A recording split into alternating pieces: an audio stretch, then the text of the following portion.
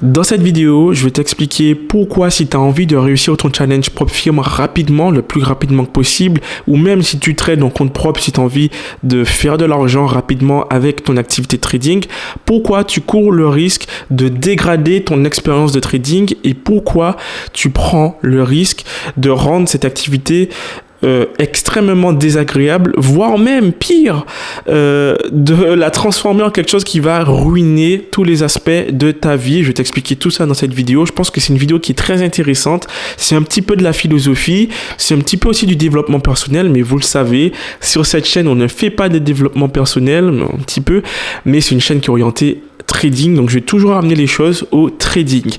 Alors, avant de commencer, il faut que je t'explique ce qu'est un jeu fini et un jeu infini. Dans la vie, tu as plusieurs sortes de jeux. Donc, tu as les jeux finis, les jeux infinis. Et la différence entre les deux, c'est que les jeux finis, il y a un objectif à atteindre dans un temps imparti. Et les jeux infinis, en fait, le but pour gagner, c'est de durer le plus longtemps possible. Et dans les jeux infinis, tu as ce qu'on appelle le couple. C'est-à-dire que quand on se met en couple avec une personne, le but du jeu, c'est de durer le plus longtemps possible. Et on n'a limite pas envie que le jeu il s'arrête, parce que si le jeu il s'arrête, ça veut dire que vous vous êtes séparés ou que l'un des deux est mort. Donc, le but du jeu, en fait, si tu veux, c'est que le jeu ne s'arrête jamais. Et dans les jeux finis, donc dans lesquels il y a un objectif à atteindre, et après, une fois que cet objectif est atteint, c'est fini, le jeu il est plié. Tu peux retrouver par exemple un mouvement qui est né aux États-Unis qui s'appelle le mouvement FIRE. FIRE, ça veut dire Financial Independence, Retire Early, et en gros, ce sont des jeunes de mon âge qui ont à peu près la vingtaine et qui ont l'objectif d'atteindre leur indépendance financière le plus rapidement que possible. Donc ça part de très bons sentiments, moi je valide l'état d'esprit, etc.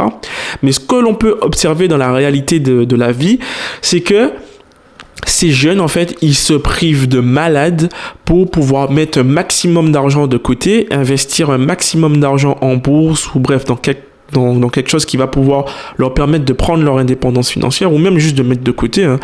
Et ils vont même jusqu'à aller dégrader leur qualité de vie en mangeant par exemple des pâtes, en mangeant des aliments qui sont pas très chers, dans le but d'économiser le maximum d'argent possible pour atteindre leur objectif de FIRE le plus rapidement possible. Et donc en fait, ce qui se passe quand on prend la loupe, c'est qu'en fait, ils sont en train de dégrader le processus.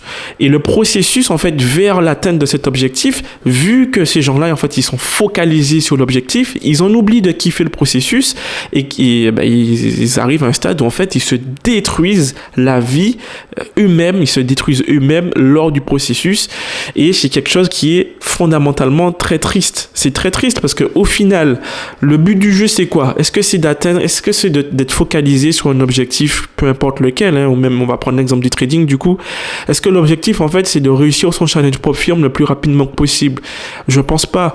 L'objectif prioritaire, c'est déjà d'être rentable, de durer le plus longtemps possible et aussi de prendre du plaisir dans ce processus.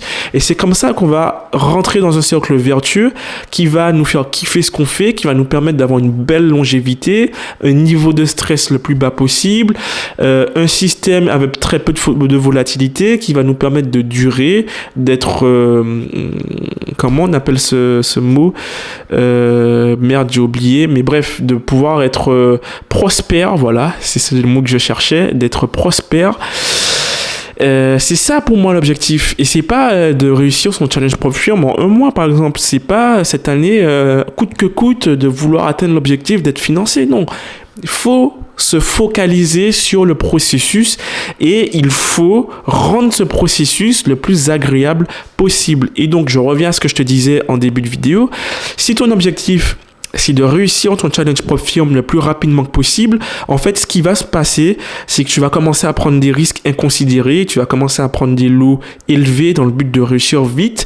Tu vas pas accepter les pertes parce que tu verras les pertes comme quelque chose qui va t'éloigner au final de l'objectif ultime sur lequel tu es focalisé, et tu vas oublier qu'en fait le but c'est quand même de profiter quoi, c'est quand même de kiffer l'activité, c'est pas d'avoir une activité désagréable qui va te procurer du stress, de l'inconfort, de la déception, de la frustration. Non, c'est vraiment de kiffer quoi, et de se dégager énormément de temps libre, c'est ça l'objectif au final. Et l'être humain il est comme ça, malheureusement. À partir du moment où il y a un objectif, l'être humain, le cerveau humain, en fait, il a tendance à se focaliser sur l'objectif et à en oublier le processus. Donc, moi, ce que je t'invite à faire après cette vidéo, c'est d'essayer de faire le bilan. Est-ce que toi, c'est ton cas? Est-ce que tu t'es surpris à un moment donné à être uniquement focalisé sur l'objectif final, quitte à oublier le processus? Et si c'est le cas, essaye de recentrer le processus au cœur de ton travail et essaye de le rendre plutôt rentable, et, enfin pas rentable mais agréable plutôt, la plus révélateur, le plus agréable possible et donc le plus rentable aussi possible, et du coup qui va te permettre d'avoir une belle activité dans laquelle tu pourras te sentir épanoui et qui va te permettre d'atteindre tes objectifs tranquillement, sans stress et sans frustration, et etc., toutes les émotions négatives que l'on peut connaître. J'espère que cette vidéo t'a plu, que la mentalité t'a plu. Si c'est le cas, abonne-toi, mets-moi un petit j'aime et n'hésite pas à me suivre sur mon canal Telegram. C'était Nicolas, on se retrouve pour une prochaine vidéo.